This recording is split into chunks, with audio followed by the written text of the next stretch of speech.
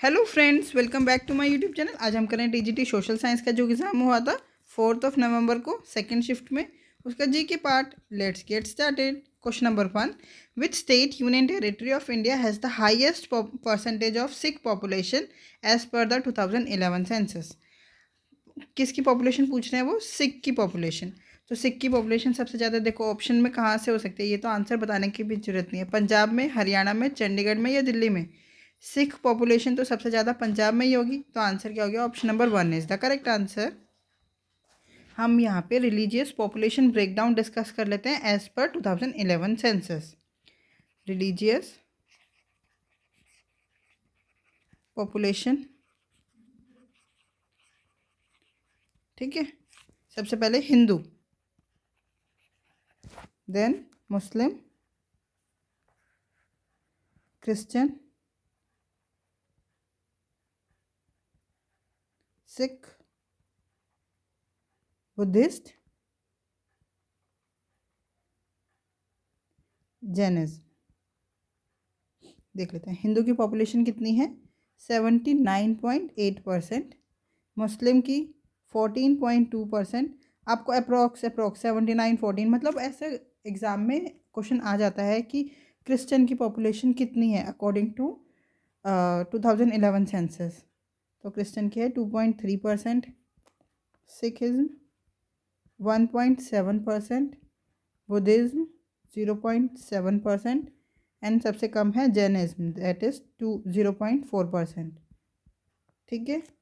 Question number 2, according to the Indian constitution, it shall be the duty of every citizen of India who is a parent or guardian to provide opportunity for education to his child or ward as the case may be between the age of 6 to dash years। तो देखो ये हमारी एक fundamental duty है। Duty लिखा है ना, fundamental duties है। और फंडामेंटल ड्यूटीज़ कौन से आर्टिकल में? Article number 51A। हम यहाँ पे ये जो 11 फंडामेंटल ड्यूटीज़ है अभी डिस्कस कर लेंगे, मैंने लगा दिया है। देखो जो कंपल्सरी एजुकेशन है ना, वो कौन से मतलब आपको भी पता है 6 to 14 ईयर्स ऑफ एज के बच्चों को कंपल्सरी एंड फ्री एजुकेशन दी जाती है ना, गवर्नमेंट स्कूल में। तो आंसर क्या हो गया हमारा? 6 to 14 years. Option number 1 is the correct answer. हम यहाँ पे सारी फंडामेंटल ड्यूटीज़ लर्न कर लेते हैं विथ ट्रिक्स। देखो ये है ABCDEFGHIJ एंड K। देखो ए से 51, ए सब क्लॉज ए, उसमें क्या है? A for abide, A for abide. तो abide by the Indian constitution and respect its ideals and institutions, the national flag and national anthem. तो हमारे को क्या याद करना है? ए से अबाइड, नेशनल एंथम, मतलब ए से एंथम, ए से अबाइड एंड एंथम। तो ये एकदम से 51A सब क्लॉज ए में आपको एकदम से पता चल जाएगा कि क्या है? Abide by national anthem. ठीक है। अब हम बी, क्या है? बी से होता है बापू या भगत सिंह, दोनों आप कर सकते हो। बी से बापू या भगत सिंह सिंह। तो क्या है? Cherish and follow the noble ideas that inspired by the national struggle for freedom. Bapu और भगत सिंह दोनों ने ही फ्रीडम में सहयोग दिया था, इसलिए हम बी से बापू या भगत सिंह करके ऐसे याद कर सकते हैं, for freedom fighters, B for. ठीक है। देन सी, सी अल्फ़ाबेट में अगर हम देखें तो थ्री नंबर पे आता है ना, तो uphold and protect the sovereignty, unity and integrity of India. ठीक है। सी थर्ड नंबर पे आता है, इसलिए इसमें 3 चीज़ें: sovereignty, unity and integrity of India. D, D से defend, D for defend, defend the country and render national service when called upon to do so. E, देखो ई 5th नंबर पे आता है, मतलब 5। ई का मतलब 5, पांचों उंगलियां समान नहीं होती, तो इसका मतलब क्या है? कॉमन ब्रदरहुड होना चाहिए। और इसके अंदर 2 चीज़ें आती हैं, एक तो कॉमन ब्रदरहुड और डिग्निटी ऑफ वुमेन। क्या है लिखा है? Promote harmony and the spirit of common brotherhood amongst all the people of India, transcending religious, linguistic and regional or sectional diversities, and to renounce practice derogatory to the dignity of women। ठीक है। F, F से क्या होता है? F से होता है forts, मतलब value and preserve the rich heritage of the countries composite culture. Rich heritage मतलब पहले के ज़माने में फोर्ट्स बनवाए थे ना, तो हम ऐसे याद कर सकते हैं एफ से फोर्ट्स, रिच हेरिटेज को कम प्रिजर्व करना है। सेवंथ मतलब G, G means greenery, greenery, तो protect and improve the natural environment including forest, lakes, reserve and wild life, and to have compassion for living creatures. ठीक है। Then H, H क्या है? H से होता है ह्यूमैनिज्म, ह्यूमैनिज्म। ठीक है। Develop scientific temper, humanism and the spirit of inquiry and reform. I, देखो गांधी जी का एक स्लोगन या लाइन कोट है, an eye for an eye make the whole world blind, blind. तो ये आई गांधी जी की है, इसलिए हमें क्या करना है? Absorb violence. Gandhi ji violence नहीं करने देते थे, इसलिए safeguard public property and to absorb violence. J, J से हम जडेजा याद करते हैं, जडेजा ऑलराउंडर था। तो क्या? Strive towards excellence in all spheres of individuals and collective activity so that the nation constantly rise to higher levels of endeavor and achievement. K, K से knowledge,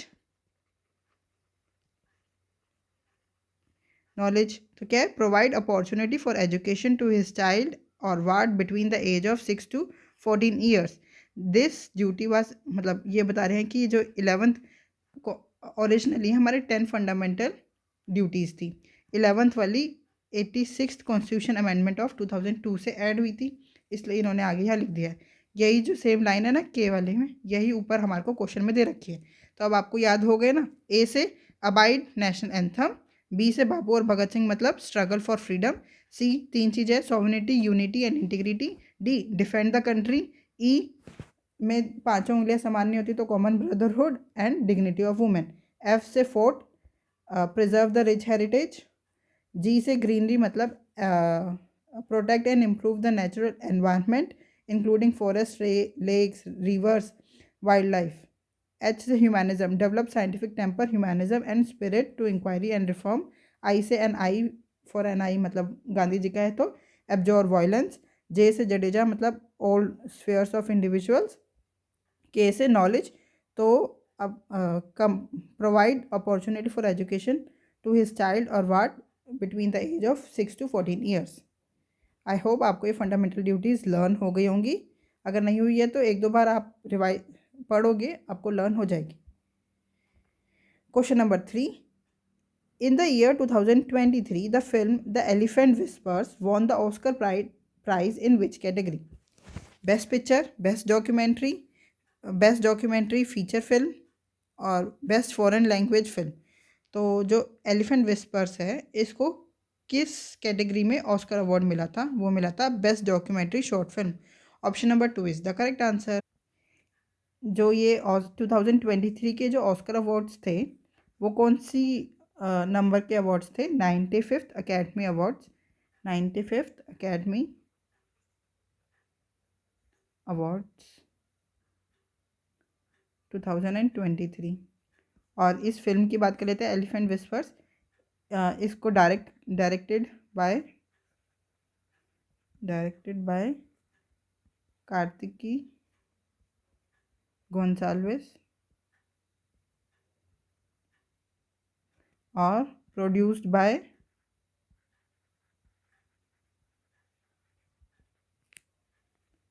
Guneet Monga.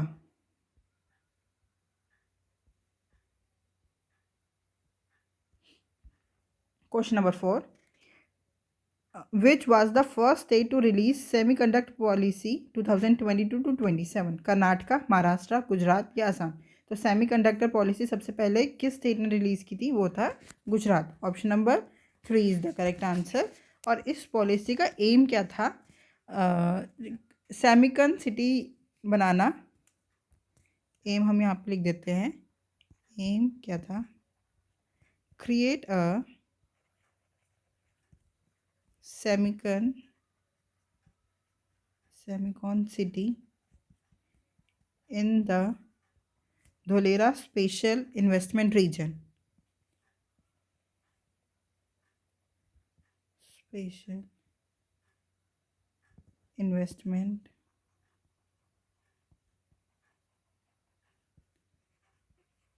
Region and offers incentives like subsidized land, power, and water.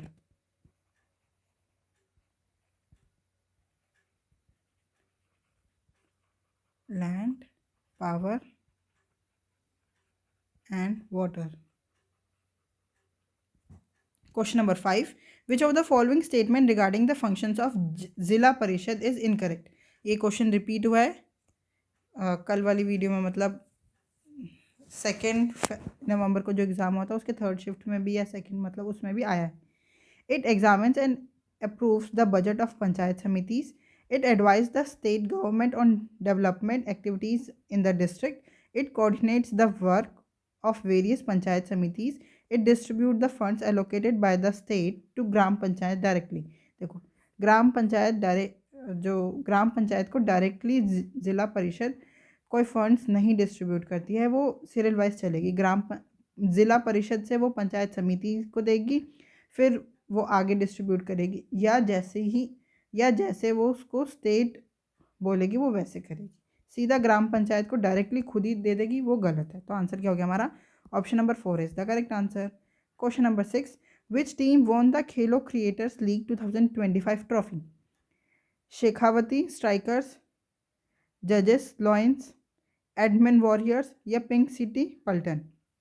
तो Khelo creators league 2025 कहाँ हुआ था? ये तो एक तो ये पता होना चाहिए, जयपुर में हुआ था. ठीक है. और कौन जीती?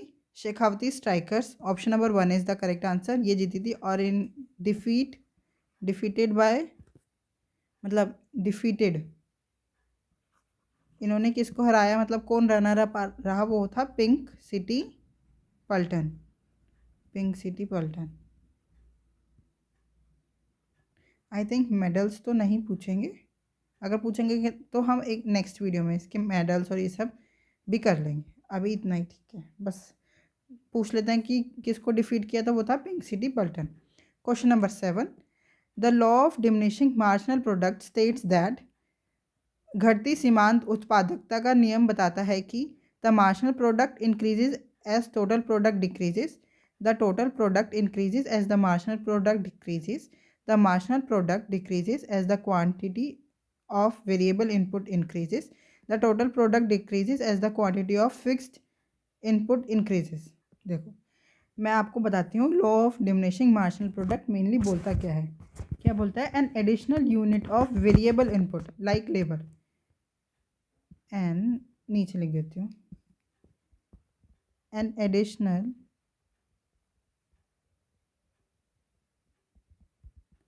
Unit of a variable input. Well, input क्या हो सकता है? Labour. Like labour are added to a fixed input. और फिक्स्ड इनपुट क्या है? जैसे मशीनरी हो गया हमारा, लेबर, लैंड हो गया. फिक्स्ड इनपुट like machinery या land. The additional output,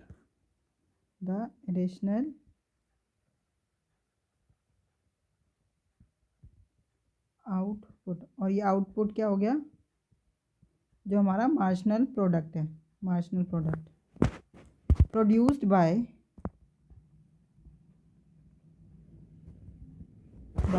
each new unit. Each new unit of the variable input will eventually decrease. Each unit of the variable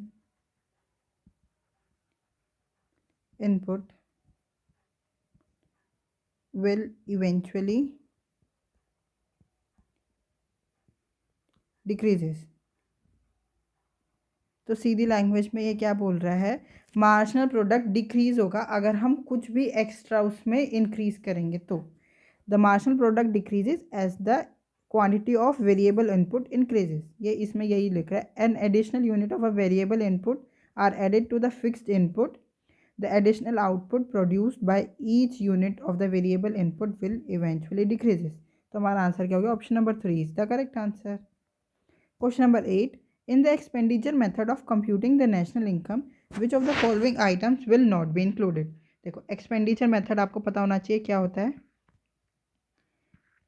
consumption plus investment plus government spending plus net export.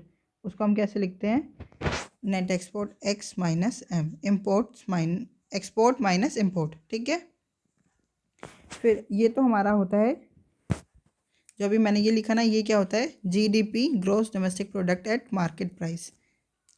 अब GDP को हम सीधा NNP, हमारा national product तो ये national income तो ये होता है ना, NNP at FC, net national product at factor cost.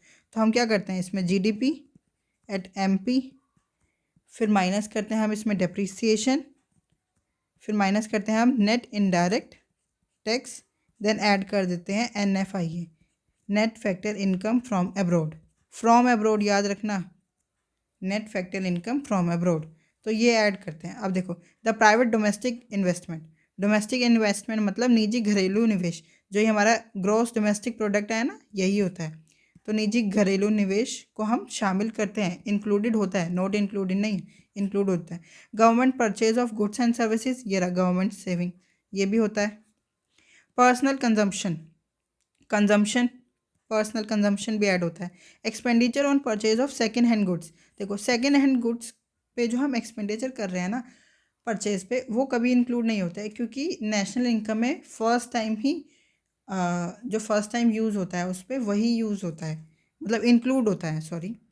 Second time तो आपने अपनी मर्ज़ी से परचेज़ किया ना, तो फिर वो तो डबल काउंटिंग हो जाएगी अगर हम सेकेंड टाइम भी कर लेंगे सब कुछ ऐड, इसलिए ये वाला इंक्लूड नहीं होता। Option number 4 is the correct answer. Question number 9, in which state of India was the 12th Divya कला मेला ऑर्गेनाइज्ड फ्रॉम 29 दिसंबर 2023 टू 7 जनवरी 2024। किस स्टेट में ये 12th दिव्या कला मेला ऑर्गेनाइज हुआ था, वो हुआ था गुजरात में। Option number 4 is the correct answer. Question number 10, what is the primary function of the ozone layer in the earth atmosphere. आपको एटमॉस्फेयर का कंपोजिशन पहले पता ही होना चाहिए, और ये भी पता होना चाहिए कि ओजोन लेयर कौन सी एटमॉस्फेयर में आती है, मतलब जैसे एटमॉस्फेयर कंपोजिशन में ये हमारी अर्थ है, ठीक है, यहाँ पे लेयर्स होती हैं, ये होता है troposphere, then stratosphere, mesosphere, thermosphere and exosphere, मतलब इसका सारा, ये सारा एक्सोस्फेयर में आता है। ये होगा troposphere, troposphere, PHER, troposphere, then stratosphere, mesosphere, thermosphere, इसको आइनोस्फेयर भी बोलते हैं, देन एक्सोस्फेयर। अर्थ से ट्रोपोस्फेयर की दूरी मतलब ये होती है 8 kilometre to 18 kilometre, 8 to 18 kilometre, then 50 kilometre तक होती है अप्रॉक्स, बात कर रहे हैं 50 किलोमीटर, देन 85, देन 600, और ये समथिंग 12,000 या 10,000, 10 to 12,000 किलोमीटर तक होती है। ठीक है, ट्रोपोस्फेयर में वेदर फिनोमिना सारे, all weather phenomena occurs at troposphere. तो मैं लिख देती हूँ weather phenomena,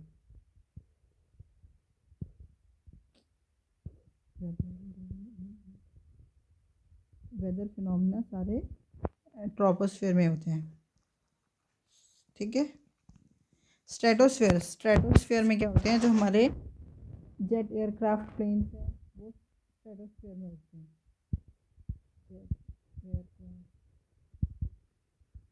and ozone layer भी कहाँ पे है, स्ट्रेटोस्फेयर में। Stratosphere. Then mesosphere is the coldest layer. क्यों? क्योंकि यहाँ पे मेट्रॉइड्स एंड हो जाते हैं, उल्का पिंड जिसको कहते हैं, वो यहाँ पे आके ख़त्म हो जाते हैं, वो उसके नीचे नहीं आते। तो कोल्डेस्ट लेयर होगी, कोल्डेस्ट लेयर। पेन चेंज करते हैं, मेट्रॉइड्स एंड्स हियर। ठीक है। Thermosphere is the hottest layer, hottest layer.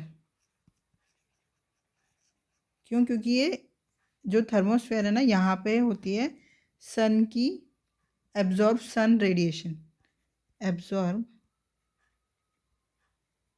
Sun radiation. Then exosphere में सैटेलाइट्स, जो हमारी सैटेलाइट कम्युनिकेशन होती है वो सब उसके आगे जो भी होता है वो एक्सोस्फेयर में होता है,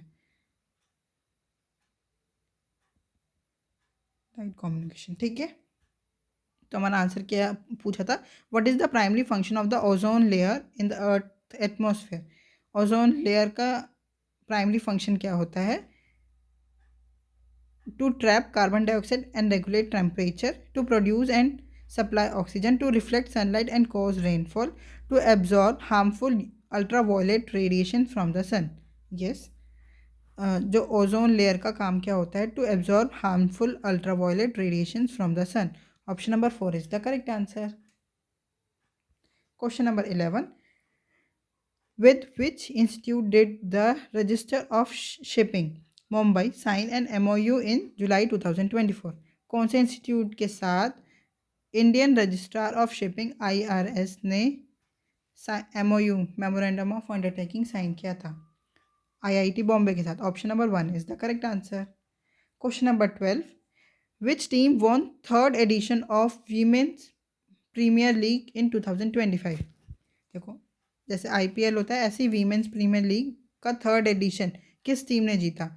Gujarat giants, royal challengers Bengaluru, Mumbai Indians या Delhi Capitals.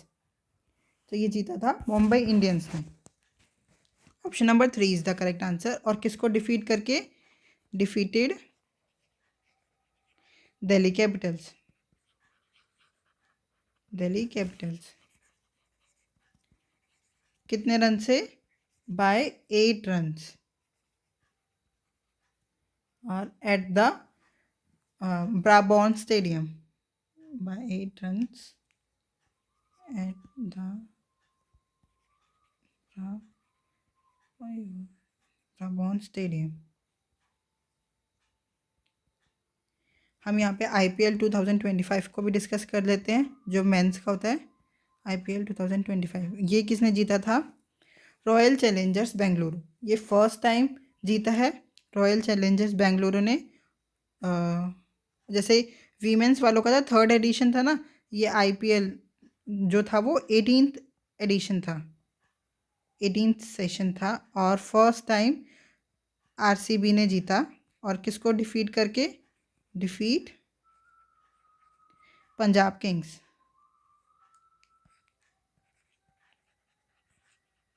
Punjab kings by 6 runs at the Narendra Modi stadium Ahmedabad. At the Narendra Modi stadium Ahmedabad. Question number 13, Kerala film industry that produce films in Malayalam is nicknamed at. देखो, केरला की जो फिल्म इंडस्ट्री है वो मलयालम की फिल्म बनाती है और उसको क्या कहते हैं? मॉलीवुड। देखो, मलयालम मॉलीवुड। ठीक है। हम ये और डिस्कस कर लेते हैं। ये कॉलीवुड कौन सी इंडस्ट्री है? मतलब कॉलीवुड इज तमिल की इंडस्ट्री, तमिल तमिल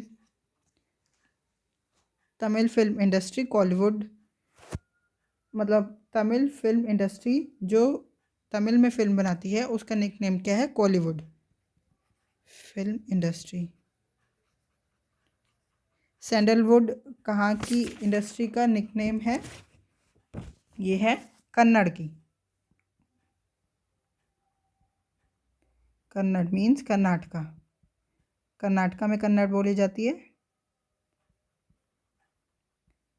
बॉलीवुड तो हमारा आंसर ही, option number 3 is the correct answer. और Tollywood, don't confuse with Tamil. देखो टॉलीवुड कहीं आप तमिल लगा दो, नहीं, टॉलीवुड तेलुगु के लिए यूज़ होता है। और तेलुगु कहाँ कहाँ की इंडस्ट्री है Tollywood? That is Andhra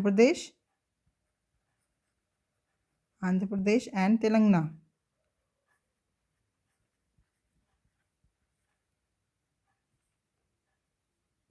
question number 14, dash was the minister of youth affairs and sports of India in 2021। 2021 का पूछ लिया। कौन minister of youth affairs and sports? Vijay Goyal. Vijay Goyal youth affairs थे बट पहले थे, फॉर्मर थे। राज्यवर्धन सिंह राठौर, ये तो 2019 तक थे, 17 से 19 के। किरण रिजिजू या अनुराग ठाकुर? तो Anurag Thakur is was the minister of youth affairs and sports for of India in 2021। Option number 4 is the correct answer. Kiran Rijiju थे ministry of law and justice, minister of law and justice in 2021. Question number 15. Which of the following chronicles mention that Chandragupta Maurya belonged to the Kshatriya clan known as Maurya? Options देखते हैं। देखो अर्थशास्त्र तो किसने लिखी थी? चाणक्य ने।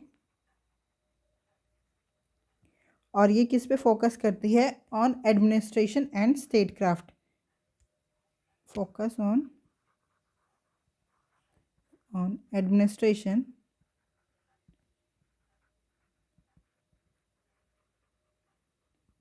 and statecraft. Indica is written by Megasthenes.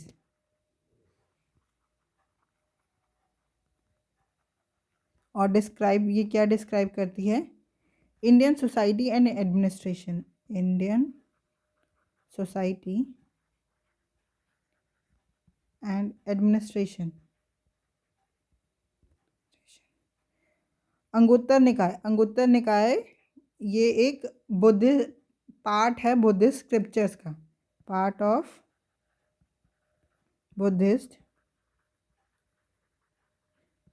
Scripture.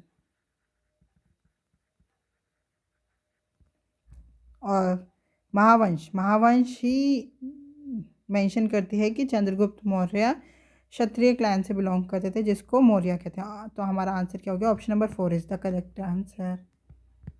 Question number 16, the inscription of the Vaishali pillar of Ashoka is presently located in which state of India? कहाँ का? वैशाली कहाँ पे है? अगर आप ध्यान से देखो तो वैशाली मॉडर्न इंडिया में बिहार में पड़ता है। तो आंसर क्या हो गया हमारा? Option number 4 is the correct answer. Ashoka के जो पिलर इंस्क्रिप्शन है वो उत्तर प्रदेश में भी हैं, बट किस नाम से हैं? लाइक मेरठ इंस्क्रिप्शन और इलाहाबाद इंस्क्रिप्शन। मेरठ एंड इलाहाबाद। ओडिशा में जो अशोकन का क्या है? सांची स्तूपा है, एक साइट है अशोकन की, सांची स्तूपा।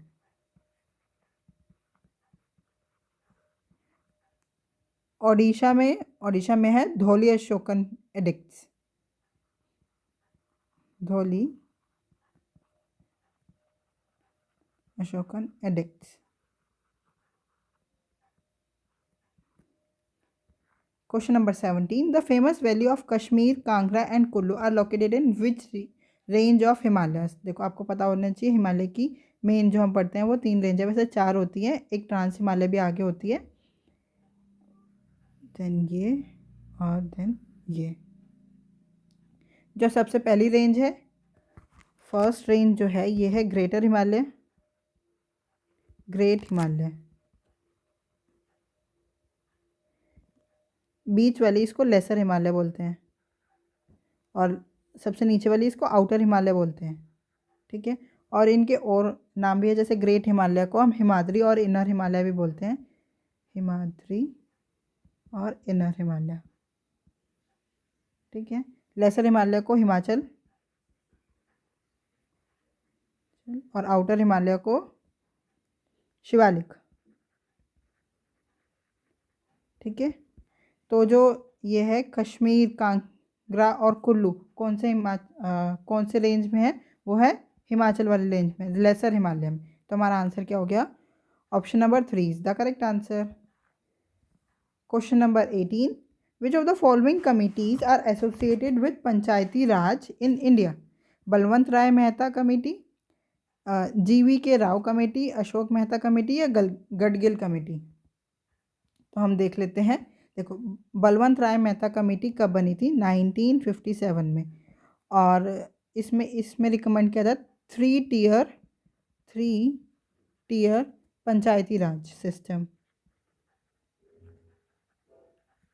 पंचायती राज सिस्टम।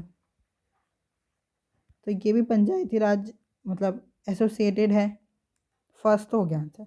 जीवी के राव कमेटी कब बनी थी, 1985 में, और इसका क्या रिकमेंडेशन था, strengthening Panchayati Raj institution and capacity building of panchayat members. तो ये भी पंचायत से ही रिलेटेड है, तो सेकंड भी हमारा आंसर हो गया। यहाँ पे चलो मैं लिख देती हूँ, strengthening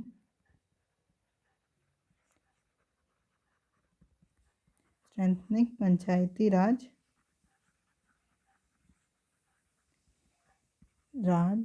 institution and capacity building.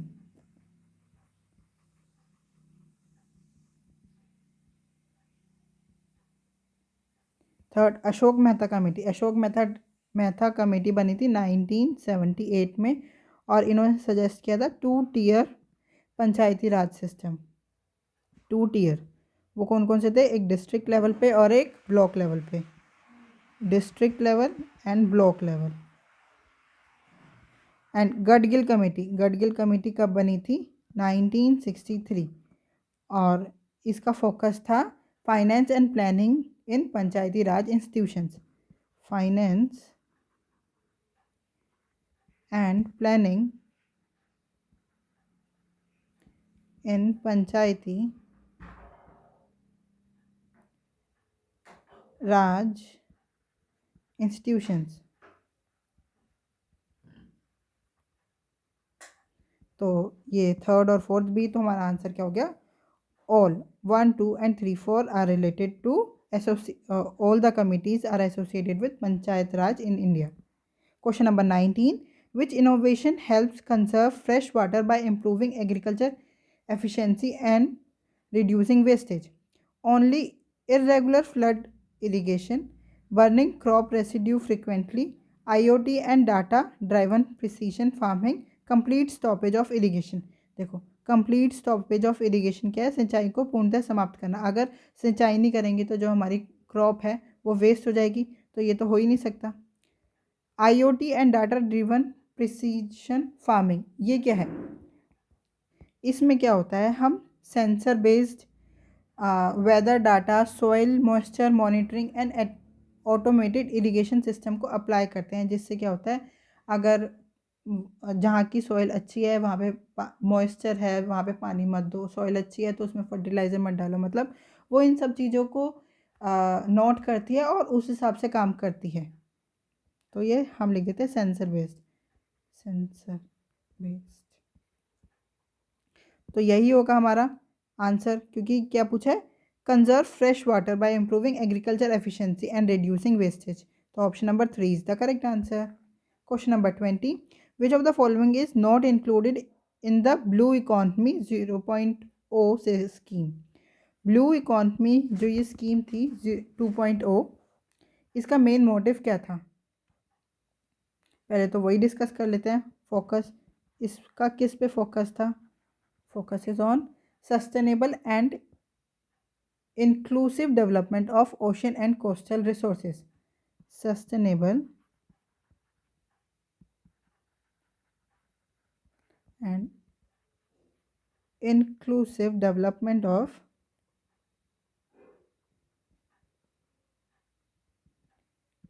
ocean and coastal resources.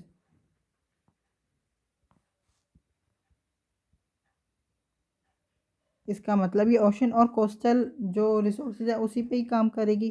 तो climate resilient activities, coastal aquaculture, mariculture या डीप सी माइनिंग। तो इसका आंसर क्या है? नॉट इंक्लूडेड पूछा है तो climate resilient activities, option number 1 is the correct answer. I hope आपको ये 20 क्वेश्चन बहुत अच्छे से समझ में आए होंगे। अगर आपको कोई भी डाउट है तो आप हमसे जुड़ सकते हैं @mathsps1 टेलीग्राम चैनल पे। Thank you, keep learning, keep practising.